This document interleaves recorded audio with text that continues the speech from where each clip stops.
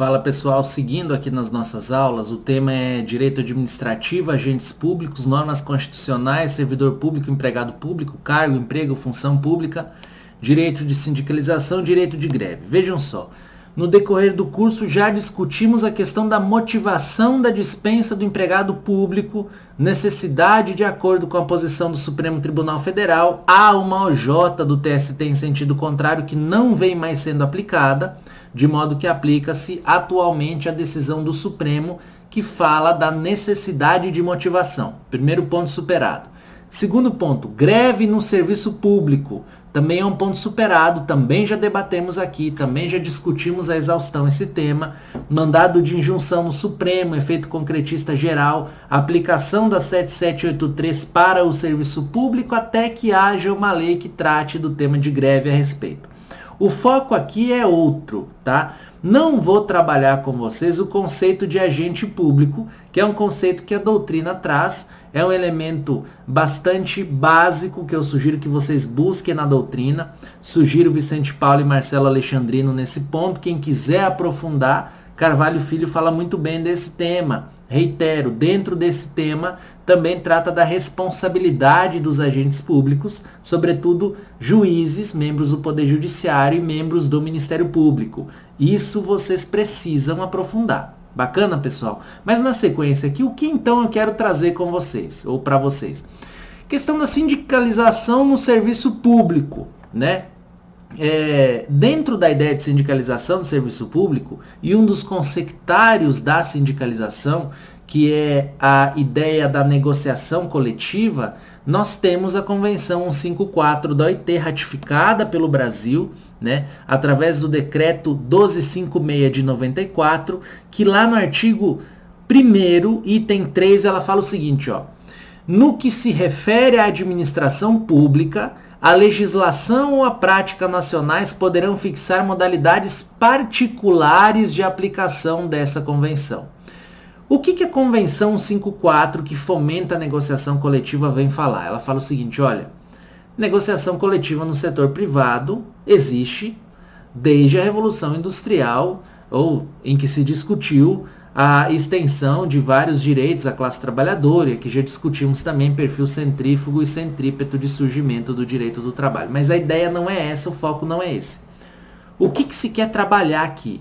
Qual é o foco dessa abordagem? A Convenção 154, ela amplia o leque, ela fala o seguinte, olha, serviço público também pode negociar, dentro das limitações impostas pelo plano jurídico doméstico ou pelo ordenamento jurídico interno. Bacana. Até então não temos nenhuma lei que trate desse tema, por quê? Porque a Convenção 154 da OIT, observem, ela não é uma convenção que se exaure no próprio texto. Não é uma convenção que, pela simples adesão ao decreto, eu tenha efeitos plenos quanto ao fomento da negociação coletiva no serviço público. Por quê? Porque ela observa uma questão de soberania do Estado aqui. Ela fala o seguinte, olha, não sei qual é o regime jurídico que o Estado adota em relação ao servidor público, de modo que reconheço a possibilidade de negociar no serviço público, mas transfiro ao legislador a necessidade de regulamentar essa matéria.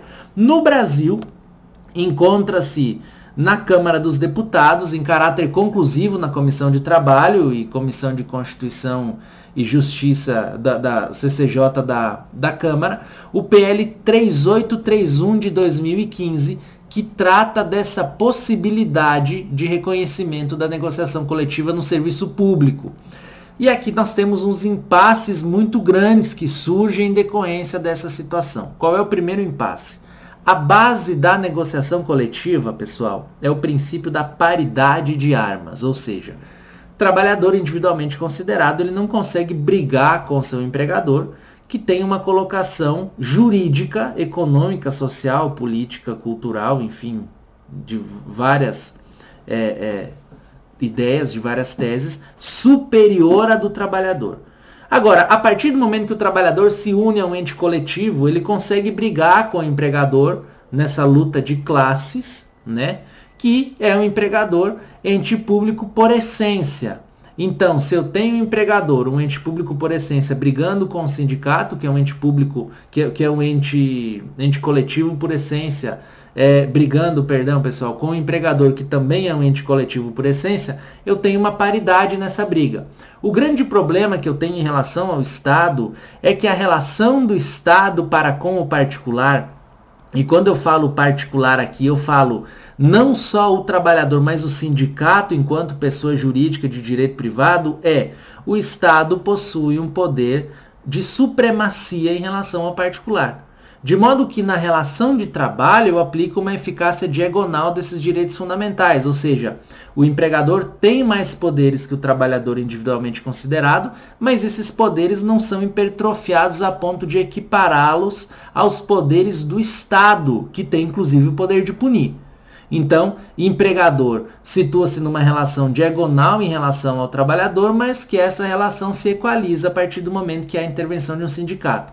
Com o Estado não acontece isso, porque o poder do Estado é sempre de supremacia. Esse é o grande ponto, a grande sacada da inviabilidade da negociação com o serviço público que se fomenta aqui. Segunda tese, partindo desse pressuposto, olha, eu não posso criar, através de negociação coletiva de servidores públicos, direitos além dos limites legais. Por quê? Porque eu estou violando um princípio da administração pública, que está lá no artigo 37, que é o da legalidade, primeiro ponto. E segundo, porque eu estou violando a supremacia do interesse público, de modo que a criação de elementos ou a criação de direitos, ela deve se dar pela via legal heterônoma, ou seja, o Estado criando por lei, e não pela via autônoma, o Estado criando em conjunto com as associações ou com as normas coletivas. Agora, essa ideia de fomento às normas coletivas ou à negociação coletiva com o Estado, ela tem uma abrangência muito maior, porque eu não levo única e exclusivamente a existência de cláusulas econômicas, eu levo também a existência de cláusulas de natureza social, cláusulas de natureza jurídico-social, que são cláusulas que permitem, sem aumentar a despesa do Estado, conceder algum tipo de direito ou algum tipo de benesse ao trabalhador, como questões, por exemplo, relacionadas ao meio ambiente de trabalho de um modo geral.